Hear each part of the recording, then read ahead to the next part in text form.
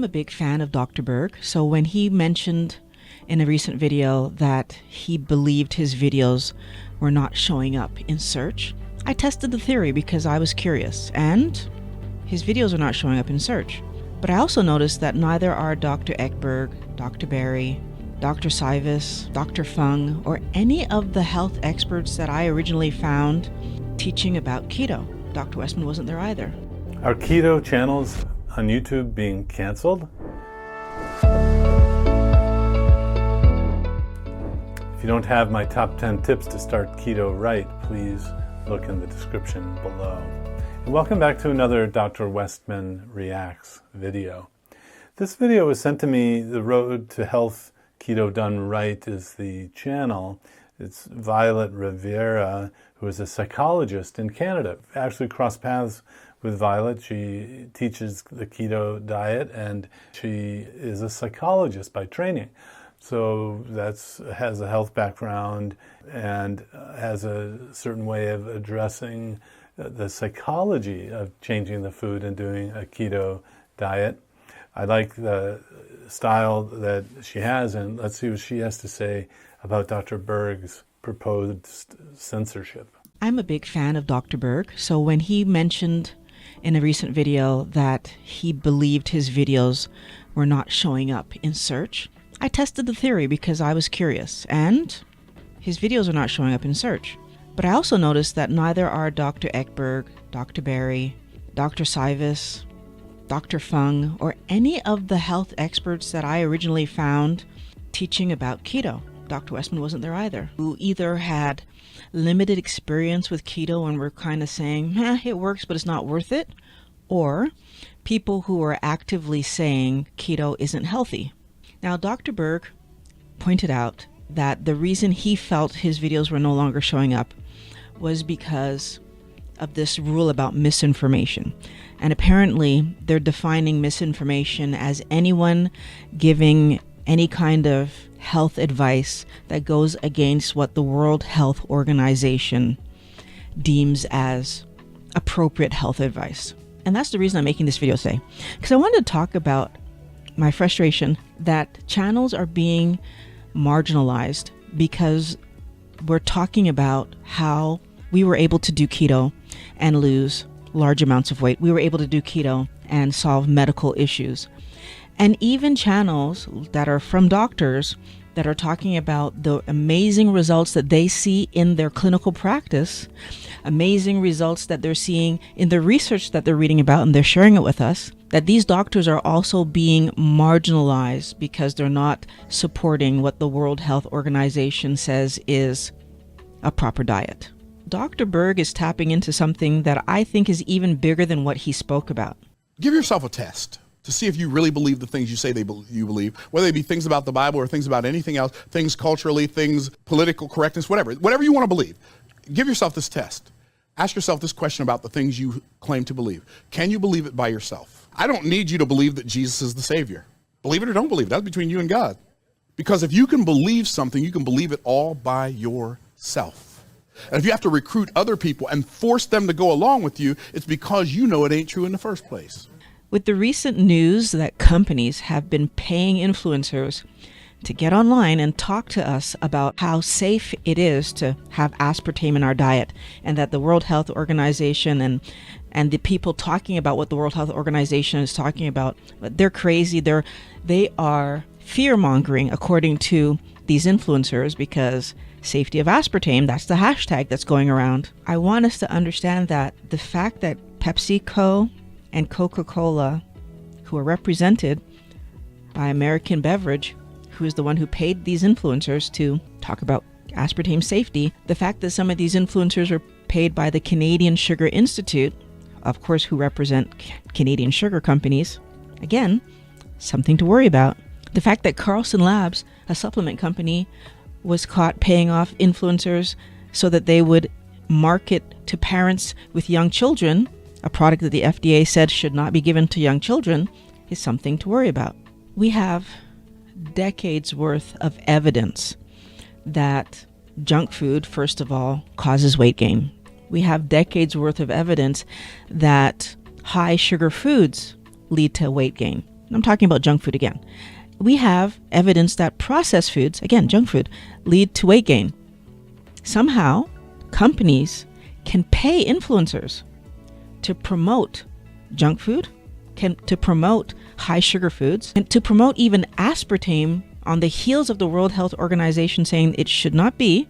And we in the keto community are the ones being censored for misinformation. But because everybody eats sugar is the party line, because of course you have to have a dessert every once in a while is the party line, because there's not a person on the planet apparently who'd be able to resist junk food, because that's the party line, these influencers are not silenced. Well, this is fascinating, and I didn't really understand, I guess it makes sense, the extent to which the social media, YouTube, is being used by influencers. Of course, the ads are annoying, aren't they? But the idea that companies are paying people under the guise of health authorities to push aspartame or have some other agenda. I've often wondered if the sugar industry was often saying that aspartame was bad for you too, because then that you would go back to sugar. But I guess the main point here is once you start censoring or putting things down a list on when you search, it's a slippery slope, right? So let the market play out. If Dr. Berg's video has a gazillion views and likes, and he should be at the top. That's the way I thought YouTube was planned. That's the way it was intended to be, that let the people decide what the video's ranking is going to be. And here now of course, it's going to be manipulated by people being told, bots that are clicking, that sort of thing. But I guess the main point is the keto folks have science behind them, and the influencers that Violet talked about are doctors who are using or used to use the keto diet in their offices. This is a much more credible source of information than an armchair quarterback calling out keto diets as being unscientific when they haven't read the papers, and blindly pushing a sort of plant-based vegan agenda for other reasons than human health. So the idea that this is manipulated, I guess, shouldn't be really surprising. And so, of course, you always want to consider the source of information, and I guess be now in tune to looking down the column of the videos that are recommended for you in order to look at ones that are pro keto, or at least have an unbiased view, just knee-jerk against the keto diet or some other sorts of information that you're looking for. And their channels are still on Instagram, still on TikTok, and yes, I found some of these people on YouTube. Wellness Warrior. I want to point out that videos made by doctors, made by regular people like myself, that talk about how we were able to lose a lot of weight, 70 pounds, that talk about how we were able to get off medication, that talk about how we were able to regulate our health issues with food, are seen as misinformation, are seen as leading people on the wrong path, even though we make no money, or no extra money, by saying our story. The only way that I make anything is because you guys watch my videos. But beyond that, I'm not paid by anybody yet. People who are paid by companies to lie are not being censored. There's a huge discrepancy. If you want to promote health and you have nothing to sell, and you're talking about something that's healthier than the mainstream, you're being censored. If you're talking about anything that's holistic and doesn't need medication, you're censored. Do we really believe that this is only the World Health Organization that's pushing this agenda? You have to wonder if YouTube is being paid to make these decisions. Again, it would be very interesting to have a transparent discussion about this policy. I'm not sure if you've found that. Please let me know where this is being openly discussed, how the decisions are made, and is it being done at an arm's length, or is YouTube being paid? by outside influencers. Again, the individuals making money, even Dr. Berg, this is not anything like the money being made by the food industry, by the pharmaceutical industry. You're not even on the same level, near level in terms of money and the ability of companies with lots of money, deep pockets to change things. You can lobby and influence governments. That's the food pyramid, and all of those guidelines basically were results of lobbying from the U.S. companies. So I like Violet's style and her insights into it's not a level playing field here at all. Why are we not censoring people who are actively paid to say things that's against our better health? We need to be very careful, because if this continues, our young people are being pushed in the wrong direction, because targeting TikTok, targeting Instagram, targeting shorts, and all the different things that they're targeting on YouTube, they're aiming at our young people because they're the next generation of people coming along who will be buying those products, and they're gonna eat them, believing that this is healthy, number one, but they're also gonna teach their children to eat them. If we don't see that that's what they're doing and intervene, the next generation is going to be even more metabolically damaged than we are. If you agree that the lies that say that sugar and aspartame are harmless need to be stopped, you need to share this video. Because if you don't, then these people that are being paid to lie to us will continue to be paid to lie to us, and they are going to convince our young people that there's nothing wrong with eating this way. And that means they will convince the next generation that there's nothing wrong with eating this way.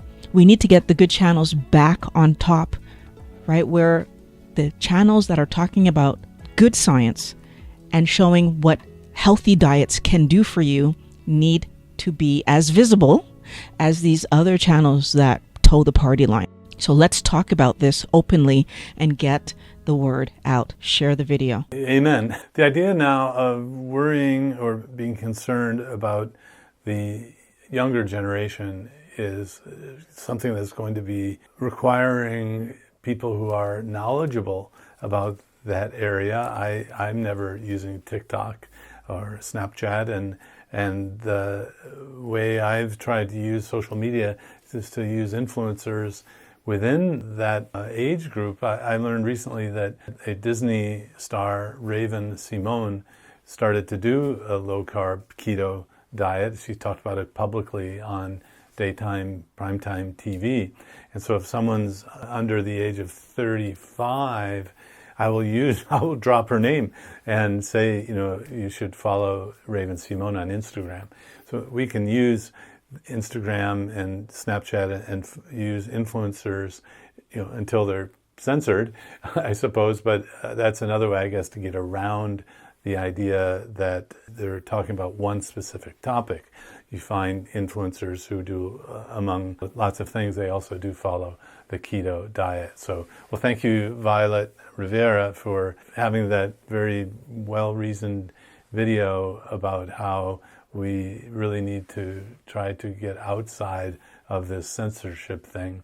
And I think some sort of transparent process is necessary here. Don't know how that could happen, but we need to know what the decisions are, and how they're being made. If you like this video, please click like, subscribe.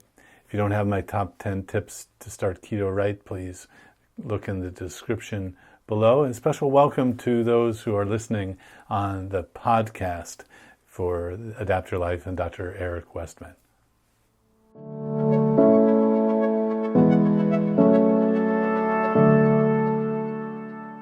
If you enjoyed this video, be sure to like, subscribe, and hit the notification bell, and check out adaptyourlifeacademy.com.